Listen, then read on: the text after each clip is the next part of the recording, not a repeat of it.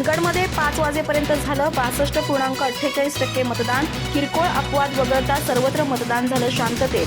भडगाव आयनापूर येथील विशेष मतदान केंद्राबाबत मतदारांमध्ये कुतूहल. कोल्हापूर लोकसभा मतदारसंघांतर्गत चंदगड विधानसभा मतदारसंघात सायंकाळी 5 वाजेपर्यंतच्या आकडेवारीनुसार 62.48% मतदान झालंय. एकूण 3,17,922 मतदारांपैकी 1,98,641 मतदारांनी आपला मतदानाचा हक्क बजावला. यामध्ये 99,502 पुरुष, 99,136 स्त्रिया आणि 3 तृतीयपंथी मतदारांचा समावेश आहे. मतदानाची वेळ सायंकाळी 6 पर्यंत असून एकूण मतदान 65%हून अधिक होण्याची शक्यता आहे. दरम्यान सकाळी 7 वाजल्यापासून मतदानाला सर्वत्र उत्साहानं सुरुवात झाली.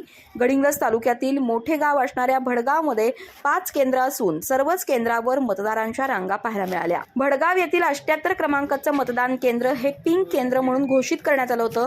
या मतदान केंद्रावर कर्मचाऱ्यांपासून केंद्राध्यक्षापर्यंतच्या सर्व जबाबदाऱ्या महिलांनी पार पाडल्या. यासाठी खास गुलाबी फुग्यांची सजावट करण्यात आली होती. तर इथं मतदानासाठी येणाऱ्या महिलांचं स्वागत तुळशीचे रोप देऊन करण्यात आले. मतदानानंतर सेल्फी पॉइंटवर सेल्फी घेण्याचा आनंदही मतदारांनी घेतला.